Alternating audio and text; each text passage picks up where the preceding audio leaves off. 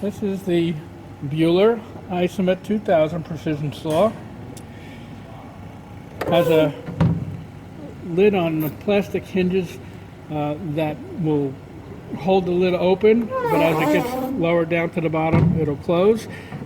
Has a safety mechanism here which mates in here, so if the lid is not closed, this won't operate the saw. In the cavity here I have a piece of ceramic loaded for demonstration purposes for cutting. Our diamond saw wheel is here. Saw wheel can be easily removed just by hand removing this nut, pulling it off, and moving the saw wheel chuck out of the way and replacing the saw wheel. Has a positional cooling mechanism here. It is a completely self-contained pump unit, and so there's liquid down at the bottom. Normally it would be a cutting fluid or something like that, depending on your application. For demonstration purposes, I have water in there.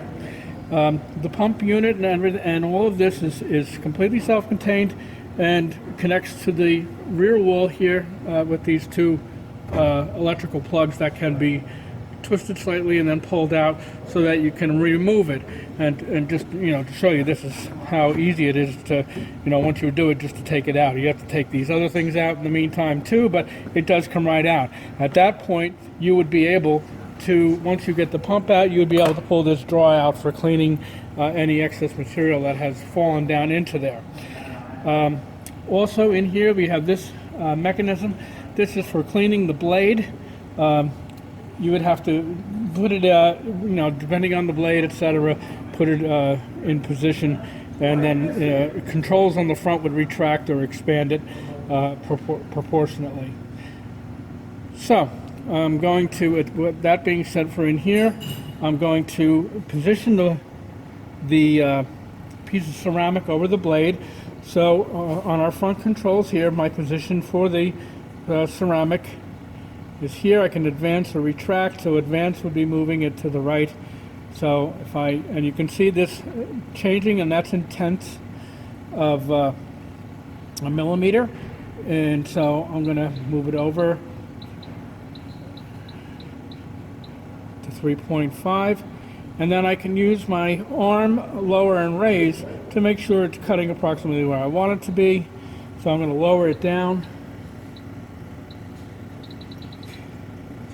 So you can see, if you line it up there, you can see approximately where the cut's going to be. Once you would normally run this, for instance, now I can actually zero this out. So my next cut, I can make it exactly the same cut as before. So I can hit 0, it zeroes the display, the cut hasn't changed, and then I can go 3.5 next time if I chose to.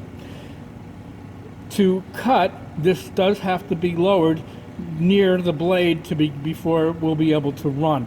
If it was in its complete upright position, it would not run. You'd push the button, nothing would happen. Before we start and run, we have a couple other features here. We have our load, and this is the load that the saw will that the sample will be lowered onto the saw, and it measures it. And so initially you're going to get a small reading, and then it's going to jump up and go up to 100% of this number. This number for right now I have it set for 100 grams. And for the window, I think it goes up to 1,000 grams on this one. And it will continue to bear down on the sample until it's 100% of whatever this value is. This is the wheel or saw blade spin speed. So I've got it set right now for 3,000 RPMs, and you can raise and lower that accordingly to what you want. Here, your lubricant on, and that's again for your cooling up here. That's your lubricant. It also has a manual valve here. As you can see, I replaced these pieces because they were not sealing well and not holding position. So there's a spigot here that you can manually shut them off. And this here, so I showed you the arm is for the position, and then the dressing chuck is for the blade dressing. So at this point, since we have our power on, I'm going to shut the cover, and I'm going to hit cycle run.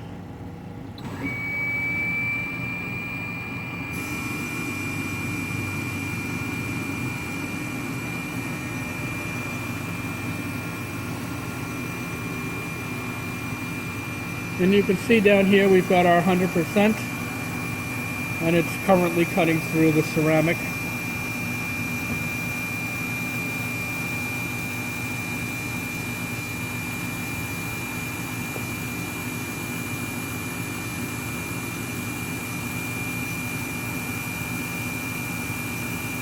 And when it's completed, the cut, it'll automatically raise the sample, and I'll show you when it gets to that point. I'll show you the piece that it cut off.